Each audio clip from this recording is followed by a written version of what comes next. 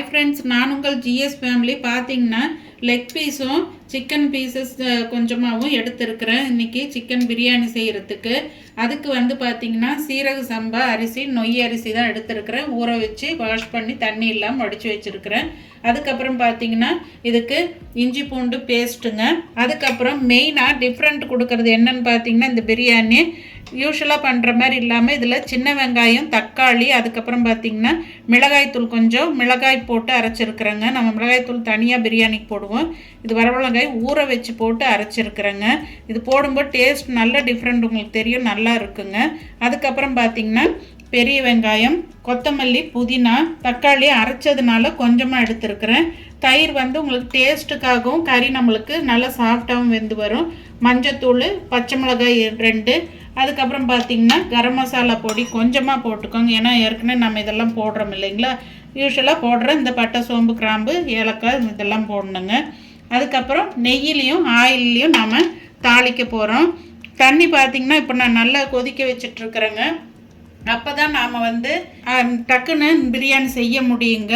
தண்ணி பச்சை தண்ணி ஊற்றுனிங்கன்னா ஏற்கனவே கறி பாதி வதக்கி வெந்துட்டு இருக்கும்போது பச்சை தண்ணி ஊற்றும்போது மறுத்த மாதிரி ஆகிடுங்க. நம்ம சுடு தண்ணி ஊற்றும்போது நல்லா டக்குன்னு ரெடி ஆகிடும். வாங்க இப்போ நம்ம ரெடி பண்ணலாம். இதை பாத்திரம் ஹீட் ஆகிடுச்சு. தம் பிரியாணி தான் நம்ம செய்ய போகிறோம். இப்போ நெய் ஒரு 2 ஸ்பூனுக்கு மேலே போட்டுக்கலாங்க. ஃபைனலாகவும் கொஞ்சம் போட்டுக்கலாம். அடுத்து ஆயில் கொஞ்சம் விட்டுக்கலாங்க.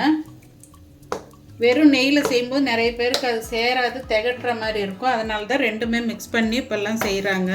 இப்போ இது ரெண்டும் ஹீட் ஆனதுக்கப்புறம் ஃபஸ்ட்டு நாம் வெங்காயத்தை போட்டுக்கலாங்க.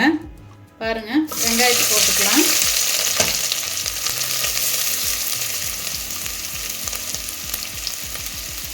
அது கூடவே பச்சை மிளகாய் போட்டுட்டு நல்லா வதக்கி விட்டுக்கலாங்க.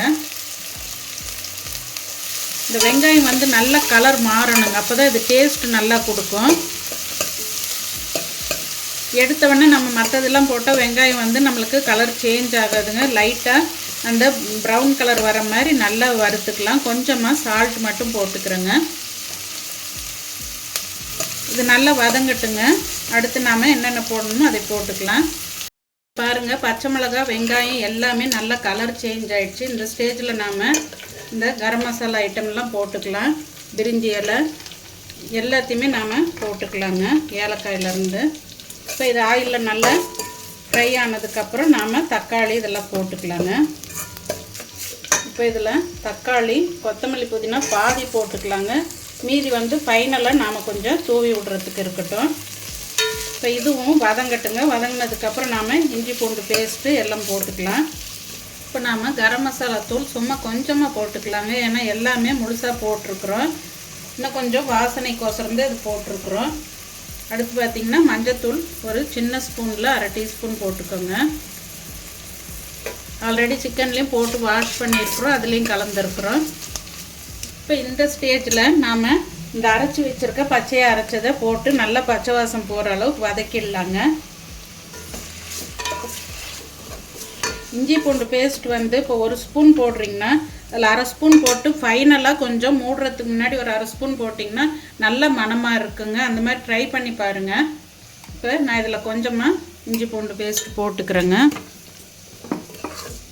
இதோட தயிரும் ஊற்றிட்டு நம்ம மொத்தமாக இதெல்லாம் வதங்கி நம்ம ஊற்றின நெய்யும் எண்ணெயும் பிரிஞ்சு வர அளவுக்கு நாம் கொஞ்ச நேரம் வதங்க விட்டுறலாங்க.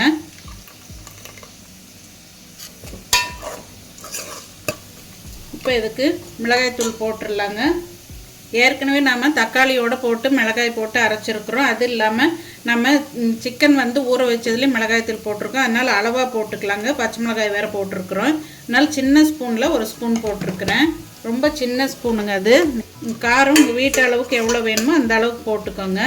இது நல்லா வதங்கி நம்ம ஊற்றின ஆயில் எண்ணெயும் பிரிஞ்சு வரட்டுங்க. அதுக்கப்புறம் நம்ம அடுத்த ஸ்டெப் என்னன்றதை பார்ப்போம். பாருங்க, நம்ம ஊற்றின இந்த எண்ணெய் நெய்யெல்லாம் சைடில் பிரிஞ்சு வந்திருக்கு. இந்த ஸ்டேஜில் நாம் பீஸை போட்டு கொஞ்சம் வேக விட்டுடலாங்க.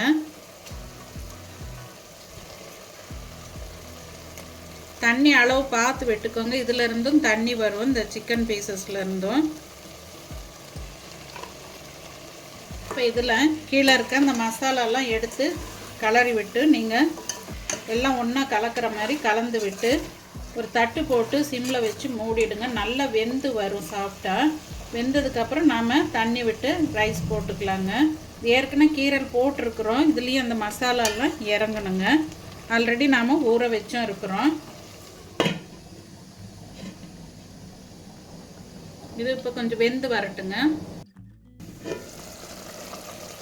இப்போ பாருங்கள், தண்ணியே ஊற்றாமல் அதிலேருந்து தண்ணி வந்திருக்கு.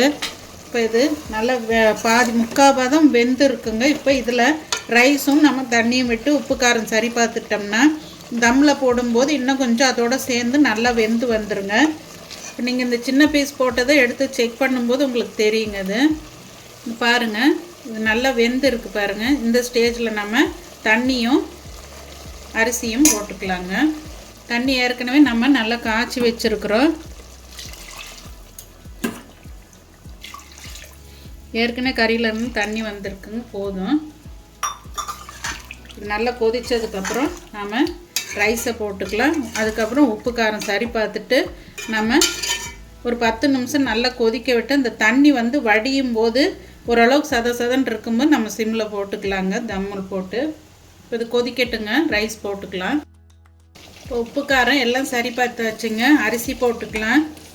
ஒரு 1/2 டீஸ்பூன் அளவுக்கு இஞ்சி பூண்டு பேஸ்ட்டு போட்டிருக்கிறேன். ஃபைனலாக போடும்போது டேஸ்ட்டு நல்லா இருக்குங்க. இப்போ தண்ணி வடிச்சிட்டு மொத்த ரைஸையும் போட்டு நாம் தம்மில் போட்டுடலாம். நீங்கள் எவ்வளோ போடுறீங்களோ அதில் பகுதியை பிரித்து ஃபைனலாக போடுங்க, நல்லா இருக்கும். பச்சை வாசம்லாம் அடிக்காதுங்க இஞ்சி பூண்டு பேஸ்ட்டு. ஏன்னா அது கொதித்து நம்ம தம்மில் போட்டு தான் இறக்க போகிறோம், அதுலேயே அது சரியாயிடுங்க. இப்போ ஃபைனலாக மீதி எடுத்து வச்ச மல்லித்தலை புதினாவை போட்டுக்கலாம். ஒரு ஸ்பூன் அளவுக்கு நெய். லெமன் இருந்தால் நீங்கள் லெமன் கொஞ்சம் பிழிஞ்சு விட்டுக்கோங்க.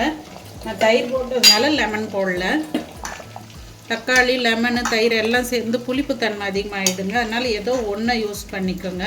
ஹை ஃப்ளேமில் இருக்கணுங்க. இந்த சதன்னு தண்ணி கொஞ்சம் குறைஞ்சி இருக்கும்போது நாம் சிம்மில் வச்சு லிட்டு போட்டு க்ளோஸ் பண்ணிடலாங்க. பாருங்கள், இந்த அளவுக்கு தண்ணி நல்லா சுண்டிடுச்சு. கொஞ்சம் அந்த சதன்னு தான் இருக்குதுங்க, உள்ளே தண்ணி இருக்கும். இங்கே பாருங்கள், இதை வந்து நாம் இப்போ வாழையில இருந்தால் வாழையில வச்சு மூடிடுங்க. டேஸ்ட்டு நல்லா இருக்குங்க இந்த இலையோடு வச்சு நீங்கள் தம் போடும்போது. இது ட்ரை பண்ணி பாருங்கள், நல்லா இருக்கும் வாசனையாக. இப்போ நாம் இது மேலே ஒரு வெயிட் வச்சிடலாங்க. இதை வந்து எந்த டிஸ்டர்பும் பண்ணாமல் அப்படியே விட்டுருங்க. அப்புறம் நாம் ரெடியானதுக்கப்புறம் ஓப்பன் பண்ணி பார்த்துக்கலாங்க. இப்போ ரெடி ஆகிடுச்சான்னு பார்க்கலாங்க. 10 நிமிஷத்துக்கு மேலேயே ஆச்சு.